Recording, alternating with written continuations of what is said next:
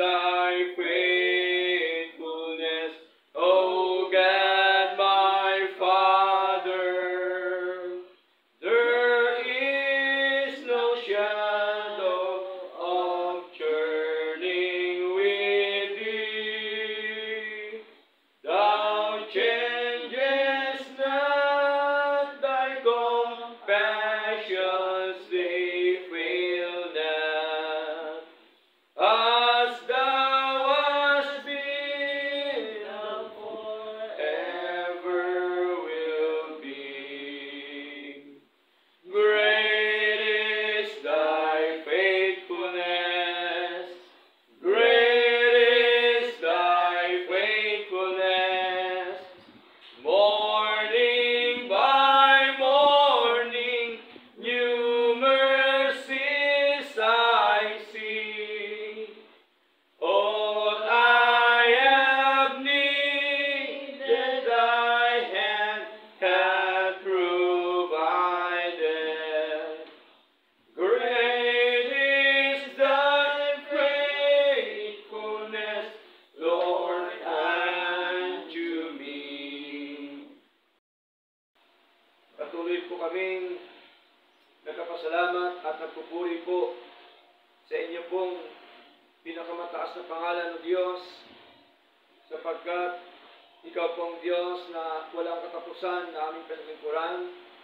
Ikaw pong Diyos ng lahat ng mga bagay sa mundo po ito. Ikaw po ang mabuting Diyos. Ikaw pong Diyos na patuloy na nag-iingat sa amin. Ikaw pong Diyos na patuloy na nagkakaloob sa amin ng mga bagay na espiritual, mga bagay na material, O Diyos. Salamat po na marami sa kalusugan, kalakasan, na kami po, Ama, ay nakarating pa po sa araw nito. Salamat po, Diyos, sapagkat hindi niyo po kami iniiwanan, ni pinababayaan man, Panginoon. Salamat po, Lord God, sa inyo pong mga salita, nang sabi niyo po, 2 o 3 nakakatipon sa inyong pangalan, kayo po ay nasa kanilang kalagitnaan. Salamat po, Diyos, sapagkat kami po, Panginoon, ay patuloy na inyo pong kinilos. Salamat po sa buhay ng bawat kapatid na narito, Panginoon, na patuloy po na sumasamba po sa inyo sa Espiritu at katotohanan. Salamat po sa inyong pagkilos, sa inyong awat habag sa aming mga buhay, O Lord God. Salamat po, Diyos, sa kaligtasang eternal, sa kaligtasang temporal dito po sa mundo na amin pong ginagalawan. Marami pong salamat po, Lord God, sa lahat-lahat po ng mga bagay, O Diyos. At Panginoon, kami po ay patuloy na lumalapit po sa inyo na sa aming pagsamba ngayong umagang ito ay kami inyong pangunahan at anuman po ang inyong nakikitang karumihan sa aming mga puso, Panginoon, mga sinalita namin na hindi kaya ay kadugod-dugod sa inyo, Diyos. Mga iniisip namin, Panginoon, nawa kami po inyong patawarin, O Lord God, at kami po nawa ay inyong linisin sa pamagitan po na iyong kapangyarihan. Salamat po na marami at nawa kami po'y patuloy niyo pong samahan, O Diyos, sa amin pong pagsamba ngayong umaga. Panginoon, nakalaki po ang aming Lord Supper at faith washing, Panginoon. At nawa, O Diyos, ay patuloy mo kaming pagpalain sa inyong mga salita, Lord God. Patuloy mo kaming bigyan ng malawak na pag-unawa, O Diyos, sapagkat alam po namin, Lord God, na ang aming mga kaisipan na ito, lahat, Panginoon, na sa aming buhay ay nanggaling po sa inyo, Lord. Salamat po na marami at nawa, Panginoon, kayo po nawa ang magbasbas ng puso ng bawat isa. Kami po nawa inyong turuan, Panginoon, na kami po ay magpakumbaba sa inyo sapagkat napakahalaga, O Diyos, na ang nagpakumbaba, Panginoon, ang sabi niyo po si masalita ay inyo pong itinataas, O Lord God. Salamat po at nawa, Panginoon, mula sa umpisa hanggang sa matapos, O Lord God, kami po inyong pagpalain, si masalita, i-convert din po nawa kami, Panginoon, na kami po'y matuto, O Diyos, sa araw-araw po naming buhay po sa inyo, Lord. Salamat po na marami at maging po sa mga kapatid na hindi namin ngayon nakasama, kayo din po nawa ang siyang patuloy na mag-ingat sa kanila, magpala sa kanila, Panginoon, nawa sa sunod po namin pagtitipon, sila po'y aming makasama, O Lord God. Salamat po, Lord God, at tunay nga po, Panginoon, na sa inyo lamang po ang lahat na karangalan at kalulatian sa pangalan po ni Jesus. Amen. Puri Panginoon, tayong lahat po ay ating mga banal na kasulatan sa 1 Corinthians chapter 11 po, mga kapatid. Salitan po tayo sa pagbabasa ng mga salita po ng Diyos sa wikang banyaga. 1 Corinthians chapter 11 verse 1. Okay. Up to verse 28. Mauna po ko at sagutan po tayo. Be ye followers of me, even as I also am of Christ me.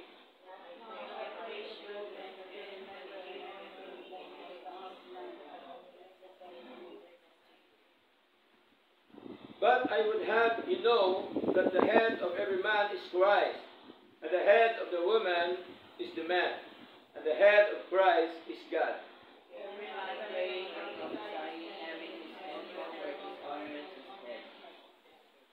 But every woman that prayeth or prophesieth with her head uncovered dishonoreth her head, for that is even all one of it, if she were shaven.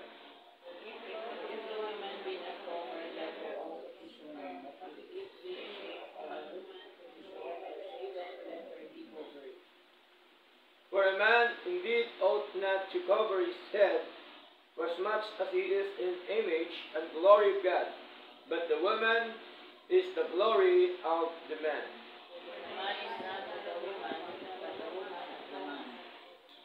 Neither was the man created for the woman, but the woman for the man.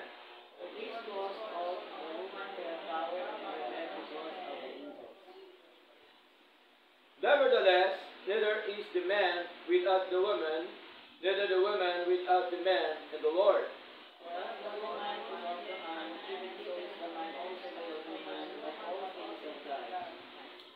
Judge in yourselves. Is it comely that a woman pray unto God uncovered?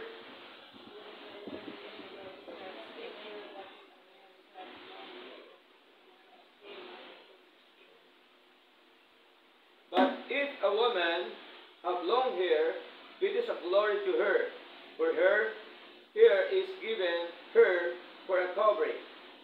If any man seem to be contentious, we have no such custom, even in the churches of God. Now in this that I declare unto you, I praise you not, that ye come together not for the better, but for the worse. First of all, when ye come together, the church shall hear the very conditions among you, and they partly believe. For there must be also heresies among you, that they which are approved may be made manifest among you. When ye come together, therefore, into one place, this is not to eat the Lord's Supper.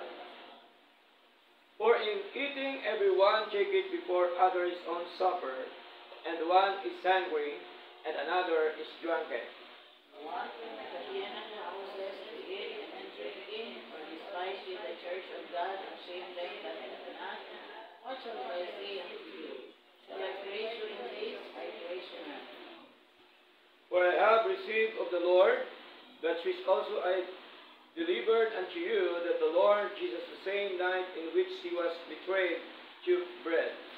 When he had given thanks, he brake it, and said, Take, eat, this is my body, which is broken for you, this do in remembrance of me. After the same manner also he took the cup, when he had supped, saying, This cup is the New Testament in my blood. This is do ye, as oft as ye drink it, in remembrance of me. For as often as ye eat this bread and drink this cup, ye do shew the Lord's death till he come. Wherefore whosoever shall eat this bread and drink this cup of the Lord unworthily shall be guilty of the body of blood of the Lord. Sabay-sabay po tayo sa verse 28. But let a man examine himself, So, let him eat of that bread and drink of that cup. Purihin po ang Diyos sa pagkabasa ng kanyang buhay at banal na salita tayong lahat po. Okay, purihin po ang Panginoon sa araw na ito at tayo ngayon ay dadako po sa ating pag-aaral po ng mga salita po ng Diyos. At alam po natin na ang salita po ng Diyos ay kailangan po natin ipahayag, no? Sapagkat ang gospel po ay tinatawag po ito na revelation ng ating Panginoon, no? Kapahayagan, ibig sabihin, ng ating Panginoong Jesucristo. Napakahalaga sa isang mananampalataya na inuuna po yung gawain ng ating Panginoon. Amen po? Sapagkat once na inuuna po natin ang gawain po ng Diyos, of course, ano po yung kasunod? Kasunod, pagpapala po ng ating Panginoong Diyos na buhay. Okay? At saka, hindi po pwede na hindi natin sundin o unahin si Lord sapagkat ang lahat ng ito sa atin ay galing po sa Kanya. Amen po? Wala po tayong may papag-ari mga kapatid, tandaan po natin. At siyempre, unahin po natin yung ating Diyos. Kaya, dito po ay sa aklat po ng Galatians chapter 1, verse 11 up to verse 12, no?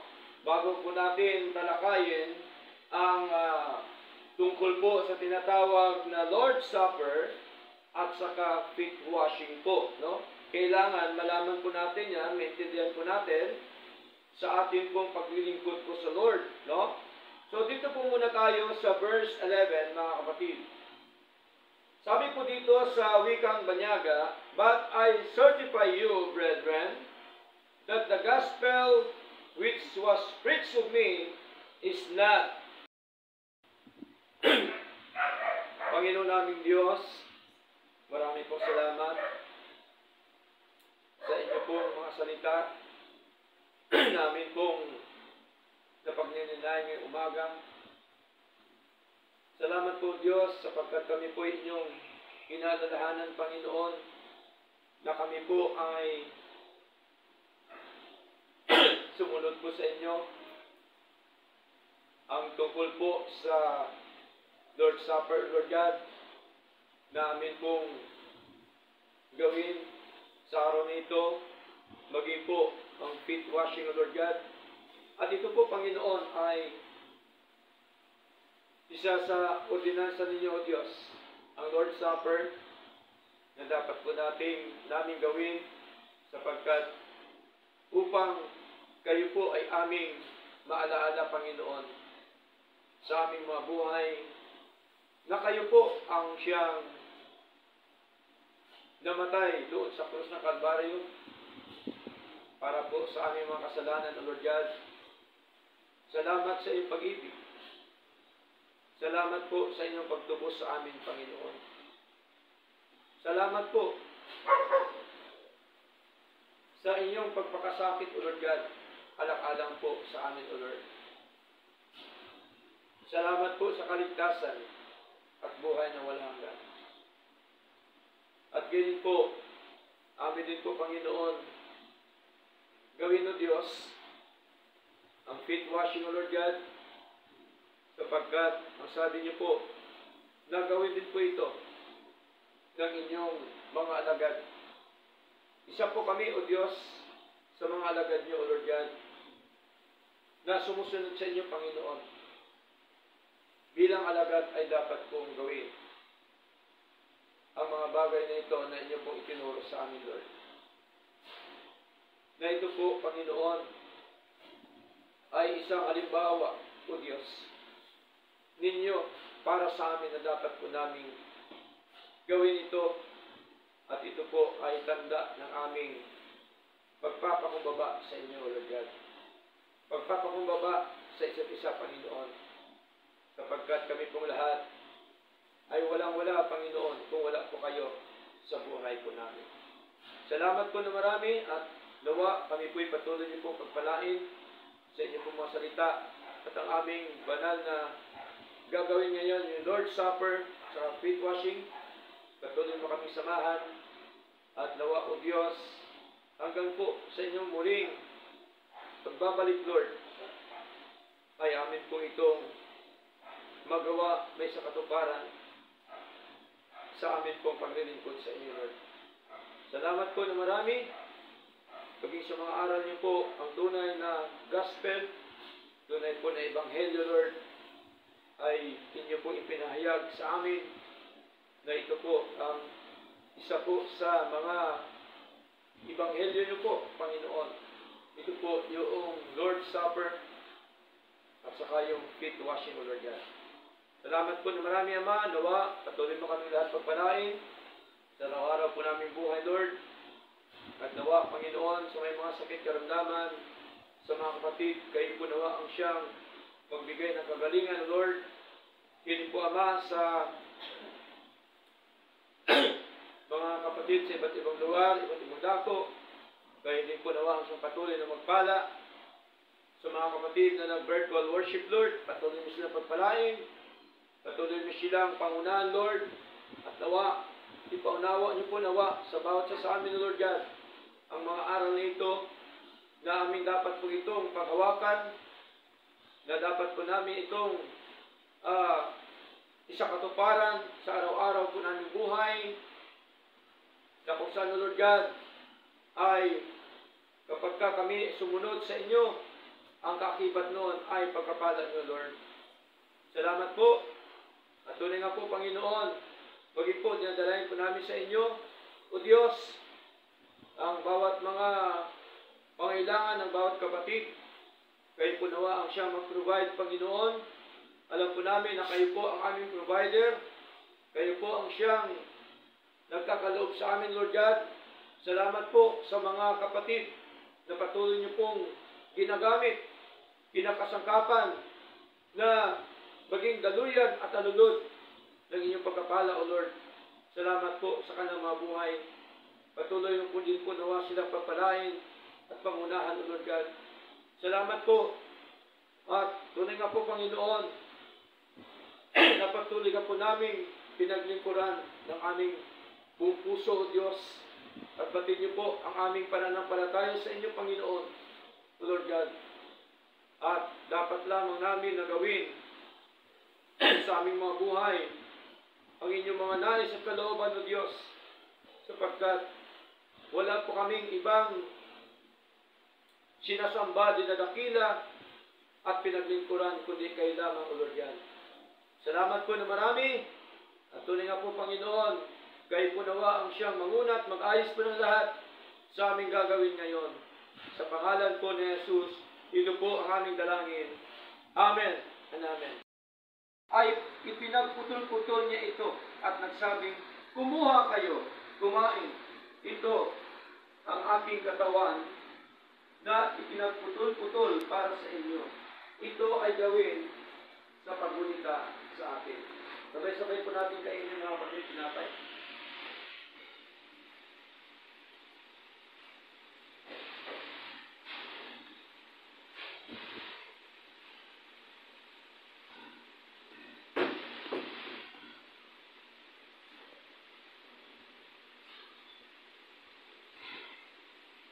Hawakan po natin yung ating saro. Verse 25. Ayon sa ganung paraan din, ay kinuha niya ang saro nang siya nakapaghapunan na sinasabing, ang sarong ito ang bagong tipan sa aking dugo. Ito ay gawin ninyo kung gaano kadalas na kayo ay inom ito sa paggunita sa akin. Sabay-sabay po natin inumin, mga kapatid.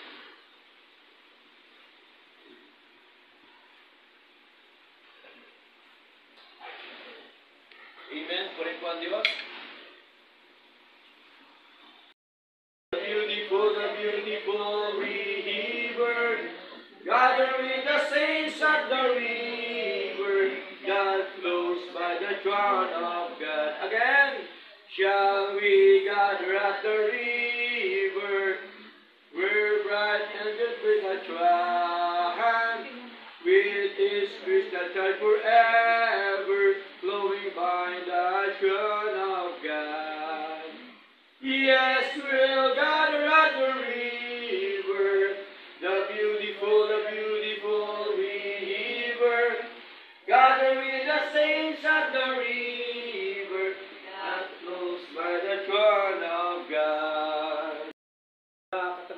katawan na inyo pong pinagkaloob ngayong umaga.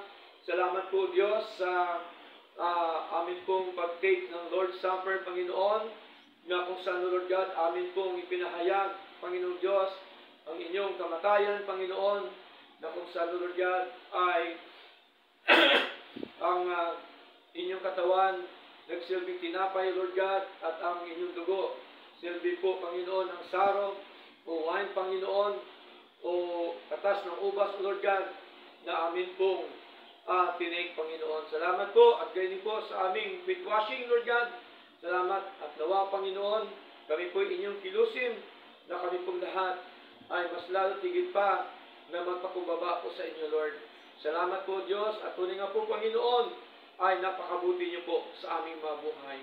For you, Lord, all the glory, all the praises and honor, Lord God, in the name of our Lord Jesus Christ. Amen and amen.